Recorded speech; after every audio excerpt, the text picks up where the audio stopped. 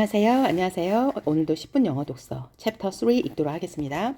The smudge on the horizon gained color as Naya drew nearer, changing from hazy gray to olive green.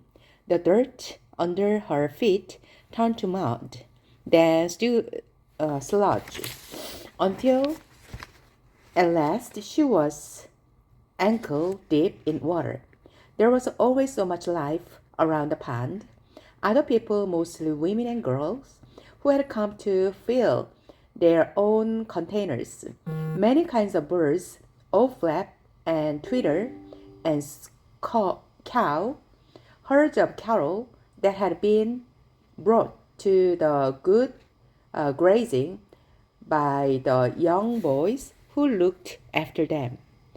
Naya took the hollowed guard that was tied to the handle of the plastic container. She untied it, scooped up the brown muddy water, and drank.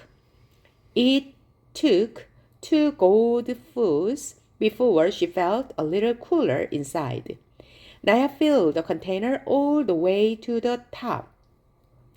Then she tied the guard back in place and took the padded cloth donut from her pocket. The donut went on her head first, followed by the heavy container of water, which she would hold in place with one hand.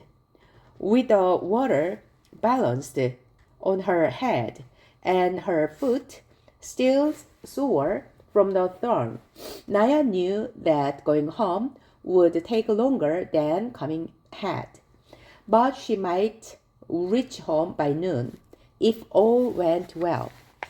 Southern Sudan, 1985. The tears were hot in Salva's eyes. Where had everyone gone? Why had they left without waking him? He knew the answer because he was a child, who might tire easily and slow them down, and complain about being hungry, and cause trouble somehow. I would not have been any trouble. I would not have complained. What will I do now? Salva took a few steps to see what he could see. On the far horizon, the sky was hazy from the smoke of the bombs. After 100 paces in front of him, he could see a small pond. Between the pond and the barn was a house and, yes, a woman sitting in the sun. Holding his breath, he crept closer until he could see her face clearly. The ritual scar patterns on her forehead were familiar.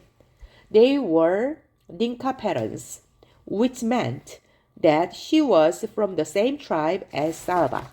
오늘은 여기까지 읽도록 하겠습니다.